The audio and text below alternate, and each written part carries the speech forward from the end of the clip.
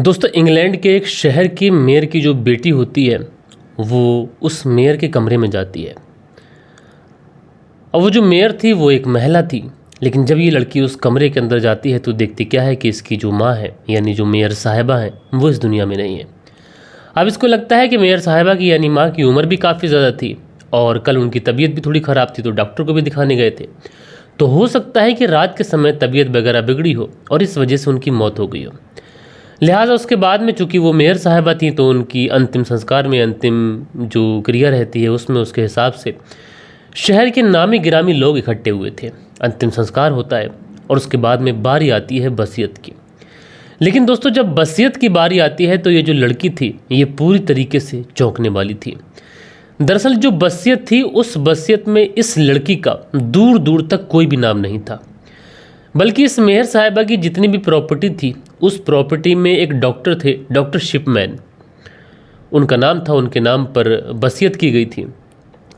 अब ये जो लड़की थी इसको लगता है कि शायद कोई गलतफहमी हुई है, इसलिए ये पुलिस कंप्लेंट कर देती है। अब पुलिस कंप्लेंट होती है तो उसके बाद में जांच शुरू होती है। आप सभी लोगों को पता है कि इंग्लैंड के अंदर जो फॉरेन कंट्री हैं, चाहे इंग्लैंड हो या फिर न्यूजीलैंड हो या फिर बात करें अमेरिका या फिर जो भी फॉरेन कंट्री होती हैं, उनमें जो डेड बॉडी होती है वो डेड बॉडी एक ताबूत के अंदर दफन की जाती है, जिसकी वजह से जो डेड बॉडी होती है 1-2 दिन सुरक्षित रहती है। दूसरी तरफ वहाँ पर मौसम भी ठंडा होता है। लिहाजा पुलिस वाले उस डेड बॉडी को निकालते हैं एंड निकालने के बाद में इन्वेस्टिगेशन शुरू करते हैं। तो पुलिस को पता चलता है कि ये जो महिला थी, जो मेयर साहिबा थी, उनकी जो मौत हुई है ये एक दवा के ओवरडोज की वजह से हुई है। और बड़ी हैरानी की बात ये थी कि जिस डॉक्टर के पास कल मेयर साहिबा दवा लेने के लिए गई थी उसी डॉक्टर के नाम में ये वसीयत थी। अब दोस्तों, जब जांच में इस तरीके की चीज़ें पता चलती हैं कि जो मौत हुई है दवा की ओवरडोज की वजह से हुई है, दूसरी तरफ जिस डॉक्टर से दवा लेके आई थी उसी के नाम में वसीयत, ये सारी चीज़ें जब होती हैं तो पुलिस वाले, चूंकि एक मेयर के कत्ल का मामला था, इसलिए उस डॉक्टर के ऊपर एक मर्डर केस इस्टेब्लिश करने की कोशिश करते हैं। लेकिन दोस्तों, जब डॉक्टर को उठाते हैं, उससे पूछताछ करते हैं, तो जो चीज़ें निकल के आती हैं वो इतनी ज़्यादा खतरनाक थी कि जिसकी वजह से पूरे इंग्लैंड देश के अंदर बरसों तक उस डॉक्टर की दहशत रही। दोस्तों, कहा जाता है कि डॉक्टर्स जो होते हैं भगवान का रूप होते हैं, लेकिन इस कहानी को आप लोग सुनेंगे तो आप लोगों को लगेगा डॉक्टर कभी कभी शैतान भी हो जाते हैं। जो मर्डर इसने किए थे, इस व्यक्ति के ऊपर जो केस इस्टेब्लिश होने वाले थे वो लगभग 250 से ज़्यादा मर्डर इसने किए थे। वहीं लोगों की माने, जो फॉरेन मीडिया को जब ये बात पता चली थी, उन्होंने जब इस केस में स्टडी की और जब इस केस को पूरे बहुत विस्तार से देखा, जाना, परखा, तो पता ये चला कि इस डॉक्टर ने लगभग हज़ारों से ज़्यादा मर्डर किए थे। तो ये पूरी कहानी मैं आप लोग को आज सिलसिलेवार तरीके से सुनाऊंगा। लेकिन ये जो कहानी मैं आप लोग को सुनाने वाला हूँ, ये कहानी ना कि इंग्लैंड बल्कि उसके आसपास के जितने भी यूरोपीय देश थे सब के अंदर चर्चा का विषय बनी थी। तो चलते हैं, फिर शुरू से शुरू करते हैं। तो दोस्तों, पुलिस वालों ने जब इस डॉक्टर शिपमैन को उठाया था और उठाने के बाद में जब इसकी कुंडली खंगाली थी तो पुलिस को पता चलता है कि जो डॉक्टर शिपमैन था इसका जन्म 14 जनवरी साल 1946 को हुआ था। इंग्लैंड के एक बहुत ही ज़्यादा पॉश इलाके में, बहुत ही ज़्यादा अमीर परिवार में इसका जन्म हुआ और इसके 2 टोटल बड़े भाई थे। लेकिन जो डॉक्टर शिपमैन था ये सबसे छोटा वाला बेटा था। तो छोटे वाले बेटे से जो माँ का लगाव था, ये लगाव बहुत ज़्यादा था। कभी कभी इसकी गलती पर अगर इसके बड़े भाई इसको मार देते या फिर पीट देते तो जो माँ थी वो इसका बचाव करती। आमतौर पे दोस्तों ऐसा होता ही है कि जो छोटा वाला बेटा होता है उससे ज़्यादा लगाव होता है माता पिता को, वहीं जो छोटा वाला बेटा होता है वो भी माता पिता से ज़्यादा लगाव रखता है। इसीलिए जो शिपमैन था ये भी अपनी माँ के प्रति बहुत ज़्यादा आकर्षित था और इसको भी लगता था कि उसकी जो माँ है वो दुनिया में सबसे अच्छी माँ है। और दोस्तों, हर बच्चे को यही लगता है कि उसकी माँ है जो दुनिया में सबसे अच्छी माँ है। तो माँ बेटे की जो मोहब्बत थी, माँ बेटे के बीच में जो लगाव था, ये लगाव कुछ इस कदर बढ़ चुका था कि ये दोनों माँ बेटे दुनिया से एक तरीके से कट से गए थे। माँ जो थी हमेशा अपने बेटे को प्रोटेक्ट करती, अपने दोनों बेटों से कहती कि मेरा बेटा शिपमैन तुमसे कहीं अच्छा है और तुमसे कहीं आगे जाएगा। उसके बेटे के जैसा दुनिया में कोई बेटा नहीं है, ऐसा उस माँ का मानना था। अच्छा, माँ जब इतनी ज़्यादा रिस्पेक्ट दिया करती थी, इतना ज़्यादा प्यार, इतना ज़्यादा दुलार किया करती थी, तो जो डॉक्टर शिपमैन था वो भी अपनी माँ के प्रति बहुत ज़्यादा प्यार रखा करता था और वो हमेशा अपने माँ के नज़दीक ही रहा करता था। माँ बेटे की जो मोहब्बत थी ये दुनिया के लिए एक मिसाल थी। बेटा जो था माँ के साथ खाना खाता, माँ के साथ उठता बैठता, कहीं जाता तब भी माँ के साथ ही जाता। ऐसा करते करते वक्त गुजरता रहता है और ये जो डॉक्टर शिपमैन था इसकी उम्र तकरीबन 16 साल के आसपास हो जाती है और साल आ जाता है 1963 का। 1963 के अंदर अचानक से इसकी माँ की तबीयत खराब होती है। ये अपनी माँ को हॉस्पिटल लेके जाता है, लेकिन जब ये अपनी माँ को हॉस्पिटल लेके जाता है तो वहाँ पर जो डॉक्टर्स होते हैं जब जांच पड़ताल करते हैं तो वो डॉक्टर शिपमैन से कहते हैं कि तुम्हारी जो माँ है उसको लंग्स का कैंसर है और इसके पास ज़्यादा समय नहीं है।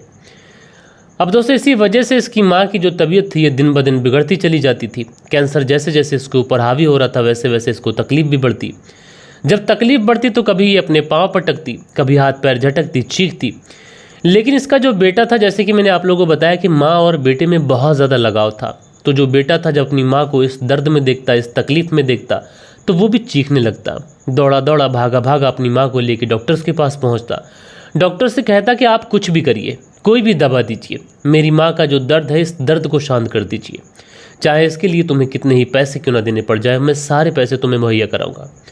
अच्छा, डॉक्टर जो होते हैं वो एक इंजेक्शन ऐसा इसकी माँ को देते हैं जिस इंजेक्शन की वजह से इसकी माँ का जो दर्द होता है वो शांत हो जाता और वो एक गहरी नींद में चली जाती।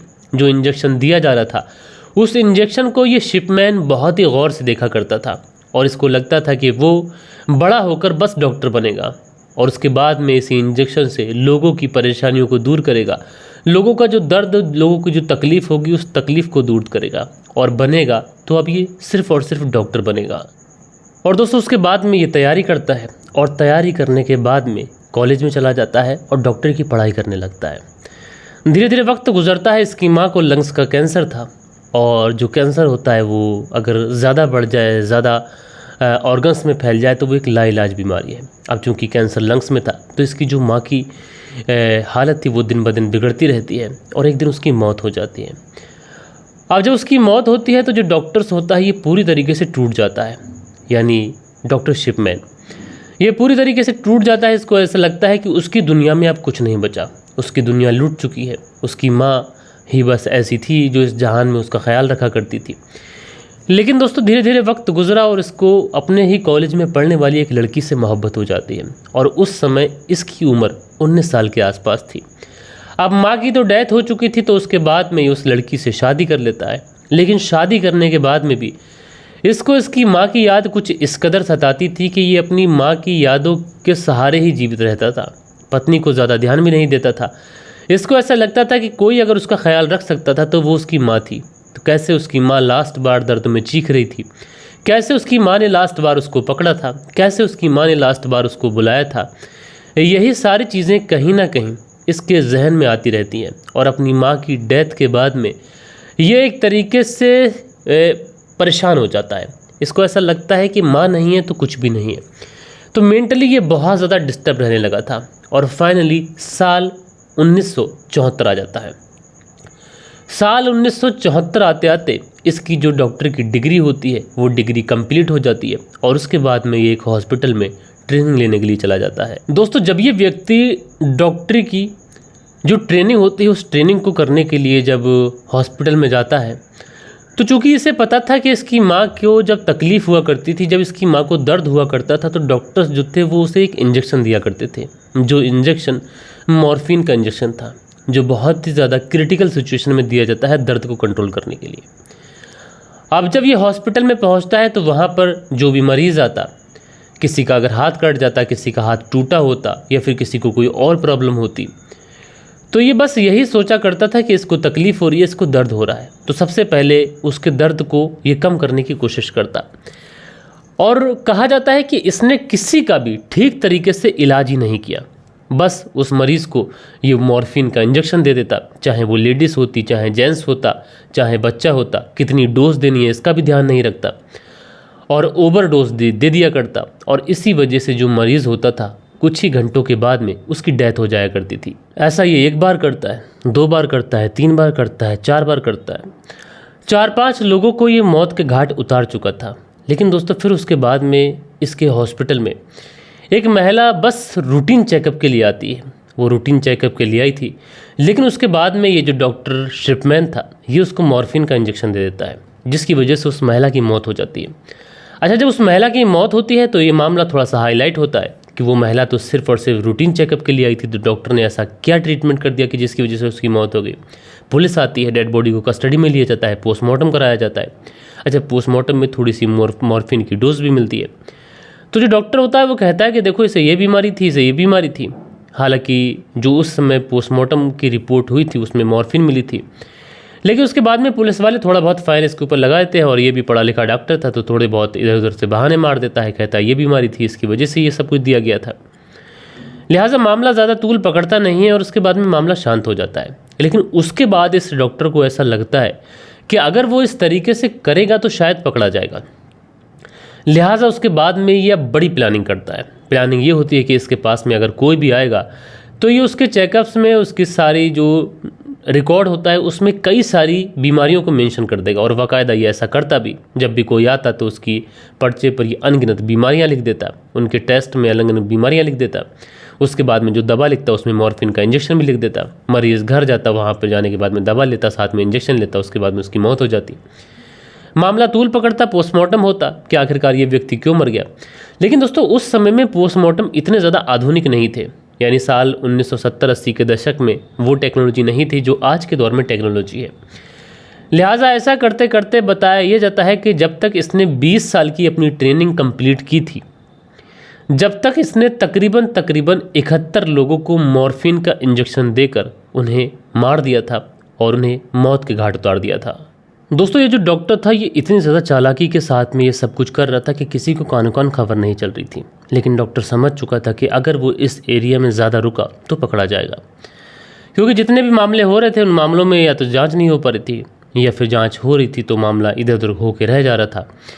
लेकिन अब ये डॉक्टर सोचता है कि अब इस इलाके के अंदर अगर इस तरीके की घटनाएँ ज़्यादा होती रहीं तो मैं पकड़ा जाऊँगा।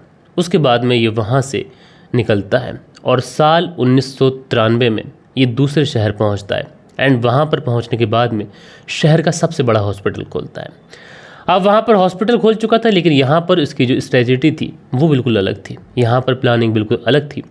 ये सबसे पहले जो लोग थे, जो कस्टमर, जो ग्राहक कहें या जो मरीज़ कहें, जो इसके हॉस्पिटल में आते थे, उनसे सबसे पहले ये रिलेशन अच्छे बनाता था, उनके दिल जीतता था।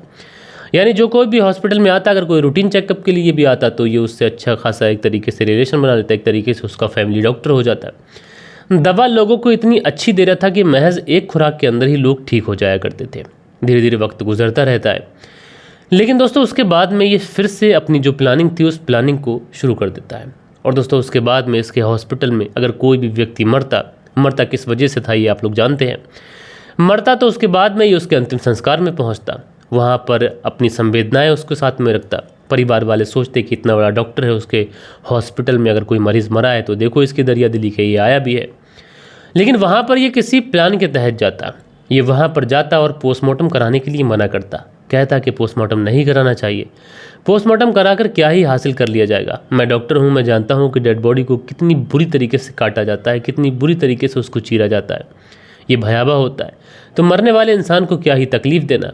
अच्छा, जो परिवार वाले होते हैं वो यही सोचकर हैरान होते हैं कि इतना बड़ा डॉक्टर हमारे यहाँ आया है और डॉक्टर इस तरीके का मशवरा दे रहा है तो फिर उसकी बात मानना भी चाहिए।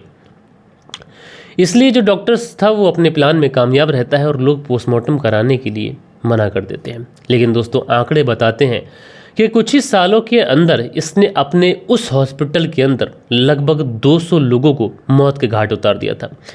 आप इस बात का अंदाज़ा इस चीज़ से लगा सकते हैं कि जहाँ पर ये ट्रेनिंग किया करता था वहाँ पर 71 लोगों को मार चुका था, और यहाँ पर तो ये खुद एक तरीके से मौत का फरिश्ता बन के आया था, और यहाँ पर वो जिसे चाहता था मौत बांटता था। कोई उसे रोकने वाला नहीं था, कोई उसे टोकने वाला नहीं था।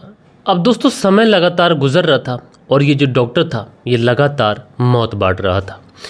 लेकिन दोस्तों इसी बीच इंग्लैंड के अंदर एक खबर बहुत तेज़ी के साथ में वायरल होती है कि इंग्लैंड के अंदर अलग अलग हॉस्पिटल में, अलग अलग शहरों में जितनी मौतें हो रही हैं उससे 50% से ज़्यादा मौतें इसी डॉक्टर शिपमैन के हॉस्पिटल में हो रही हैं। हालांकि इस मामलों में कई बार जांच बैठी, कई बार छानबीन की गई, लेकिन ये जो डॉक्टर था ये बहुत ज़्यादा चालाक था। ये पहले ही उन सबको वो रिपोर्ट दिखा दिया करता जिसमें ये ढेर सारे मरज़ दिखाया करता था कि किसी को कैंसर था, किसी को लंग्स में प्रॉब्लम थी, किसी का लीवर डैमेज हो चुका था, किसी को कुछ दिक्कत तो किसी को कुछ दिक्कत। अच्छा, जब तक पोस्टमार्टम की रिपोर्ट या फिर जो सारी चीज़ें कराने का समय होता था जब तक कुछ होता नहीं था, लेकिन बाद में सारी चीज़ें होती थीं तो जब तक डेड बॉडी ऑलरेडी डिस्ट्रॉय ख़त्म हो जाया करती थी। उतनी ज़्यादा तकनीक थी नहीं कि सारी चीज़ों का बाद में भी सब पोस्टमार्टम करा कर या फिर DNA करा कर चीज़ें निकाल ली जाएँ, बीमारी इस्टेब्लिश कर दी जाए। अब दोस्तों समय लगातार गुजरता रहता है और लगभग 1998 का समय आ जाता है। 1998 तक जो रिपोर्ट थी, जो मीडिया रिपोर्ट बताती है कि इसने 250 और जो स्थानीय लोग बताते हैं वो बताते हैं 1000 का आंकड़ा, यानी 1970 से लेकर 1998 तक इसने तकरीबन 1000 लोगों को मौत के घाट उतार दिया था। लेकिन दोस्तों समय गुजरा और इसी के बाद में इसी 1998 में एक तारीख आती है 24 जून 1998, और इसी 24 जून 1998 को जिस शहर में ये रहा करता था, जिस शहर में इसका हॉस्पिटल था, उसी के अंदर शहर की मेयर थी जिनका नाम था कैथलीन। कैथलीन अपने एक रूटीन चेकअप के लिए आती है। उसके बाद में ये जो था उन्हें उसी मॉर्फिन का ओवरडोज दे देता है, जिसके बाद में उनकी मौत हो जाती है। उनकी बेटी जब कमरे में पहुंचती है तो पता चलता है कि उनकी तो मौत हो चुकी है। अच्छा, उसको भी लगा कि ठीक है नॉर्मल डेथ हो गई होगी, उम्र भी 80-85 साल के आसपास हो चुकी है। लेकिन जब वसीयतनामा देखी जाता है और उसके बाद में ये लड़की जिसका नाम एंजेलो था वो पुलिस कंप्लेंट लिखाती है, तो कहीं ना कहीं डॉक्टर्स के ऊपर शक होता है। उसके बाद में भागे भागे जाते हैं, डेड बॉडी को निकालते हैं, पोस्टमार्टम कराते हैं। लेकिन साल 1970 में ये सब कुछ शुरू हुआ था और साल 1998 आते आते अब जो पोस्टमार्टम की तकनीक थी वो भी बहुत ज़्यादा डेवलप हो चुकी थी। तो उस पोस्टमार्टम में ये पता चल जाता है कि इस महिला को कोई भी बीमारी नहीं थी, साथ के साथ इसको मॉर्फिन का ओवरडोज दिया गया था। अब पुलिस को ये लगने लगा था कि ये तो व्यक्ति है, इसके जहन में कुछ तो चल रहा है और ये सब कुछ साजिशन कत्ल कर रहा है, लेकिन कत्ल करने के पीछे क्या वजह होगी ये पुलिस के लिए जानना बाकी था। इसलिए पुलिस अब उन सारे ही लोगों के घरों पर जाकर जांच करती है जिन लोगों की डेथ हाल फिलहाल में हुई थी और इसी हॉस्पिटल के अंदर हुई थी। तो सारे ही लोगों से पता चलता है कि बहुत सारे तो ऐसे थे जो नौजवान थे, कोई बीमारी नहीं थी, बस रूटीन चेकअप के लिए गए थे, या फिर किसी को बुखार आया था, या फिर किसी के दांत में दर्द था। ऐसे लोगों की भी मौत हुई। अच्छा, उसके बाद में पुलिस जो थी अब इसको अरेस्ट कर लेती है। अरेस्ट करने के बाद में इससे पूछताछ करती है तो ये पुलिस के सामने ऑन द रिकॉर्ड लगभग 250 लोगों की कत्ल करने की बात को बोलता है। पुलिस इससे ये पूछती है कि तुम कत्ल क्यों किया करते थे, तो ये बताता है कि उसकी माँ जो बीमार थी तो उसकी माँ को मॉर्फिन का इंजेक्शन दिया जाता था, और जितने भी लोग मेरे हॉस्पिटल में आते थे तो मुझे लगता था ये सारे लोग परेशान हैं, तो मैं इन्हें आज के इस बुरे दौर से उन्हें मुक्ति दिलाता था, इस खतरनाक दुनिया से उन्हें मुक्ति दिलाकर दूसरी दुनिया में भेजा करता था। मुझे लगता था कि मैं उनकी परेशानियों को दूर कर रहा हूँ। बहरहाल दोस्तों, पुलिस ने इसे अरेस्ट किया, लोग इसे मारने के लिए भागे, भीड़ इकट्ठा हुई, लेकिन जब तक पुलिस इसे पकड़ के ले जा चुकी थी, इसे कोर्ट के अंदर पेश किया गया और बताया जाता है कि साल 2004 के अंदर इसने फांसी लगाकर अपनी जान दी थी। लेकिन फांसी लगाने के पीछे भी अलग रीजंस निकल के आए।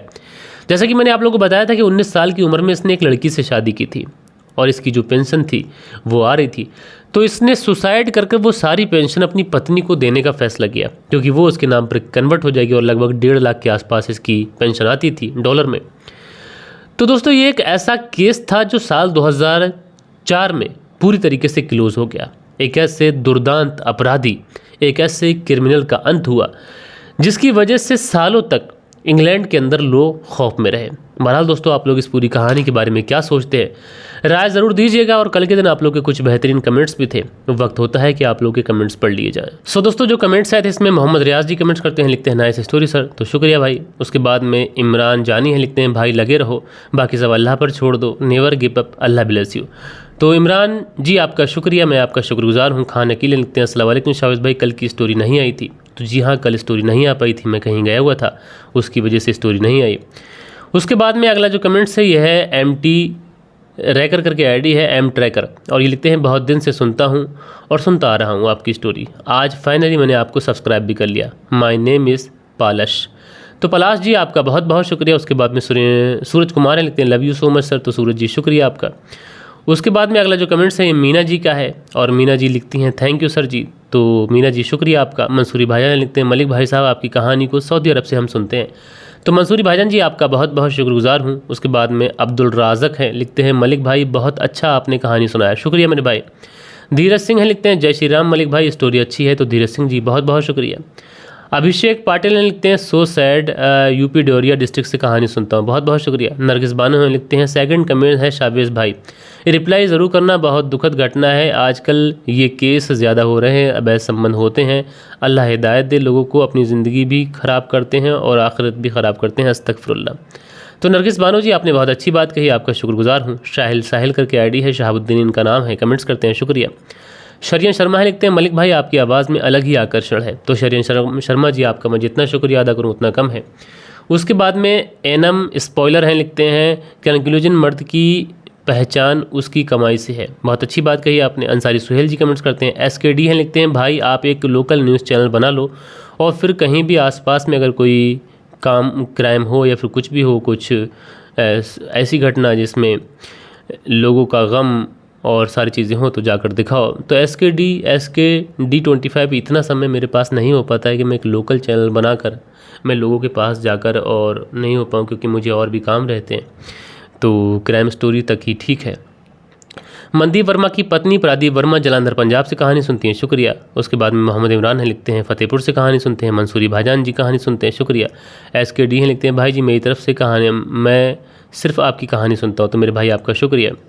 नरगिस बानो है, लिखती हैं 2-4 औरतों को फांसी मिल जाए तो क्राइम कम हो सकता है। बहुत अच्छी बात कही। अंसारी सुहेल हैं, लिखते हैं अस्सलाम वालेकुम मलिक भाई, सारे फसाद की जड़ मोबाइल है और कुछ मुजरिम वालिदैन भी हैं जो सही से तरबियत नहीं करते। आपकी बात से मैं एग्री करता हूँ, शुक्रिया। सुनील त्यागी जी हैं, शहना बुलंदशहर से कहानी सुनते हैं, दोनों पति पत्नी सुनते हैं, शुक्रिया। राधेश्याम शर्मा हैं, लिखते राधेश्याम शर्मा सिरसी जयपुर से, वीवर ज़्यादा हैं तो पुराने को छोड़ दें, वह तो पहले से साथ होते हैं। जी आपने जो कहा, लेकिन व्यूवर्स ज़्यादा कहाँ हैं यार, हमारे तो बहुत ही कम है। उसके बाद में शमशुल अंसारी हैं, लिखते हैं 2 दिन से टाइम नहीं मिला था इसलिए कहानी नहीं सुन पा रहा था मलिक भाई, माफ़ी चाहता हूँ। कोई बात नहीं, शुक्रिया आपका। इमरान अहमद हैं, लिखते हैं सिविल के चक्कर में पति को निपटा दिया, घोर कलयुग है। श्रीनिधि हैं, लिखते हैं शावेज मलिक भाई लड़की के बाप की असली गलती है, उन्हें पता होता है कि लड़की का चरित्र क्या है। बाप की नहीं लेकिन माँ की कह सकते हैं, बाप तो बेचारा दिन भर काम करता है, उसे क्या पता। बालेश्वर बिहारी हैं, लिखते हैं मलिक साहब नमस्कार जी, अपना मज़े के लिए किसी की जान लेना बिल्कुल भी गलत है और ऐसा नहीं करना चाहिए। उसके बाद अगला कमेंट्स मंसूरी भाईजान जी का है।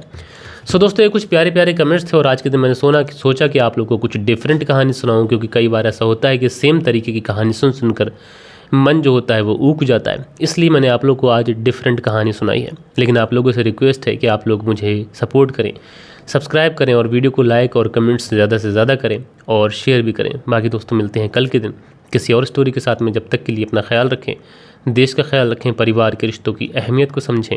जय हिंद, जय भारत।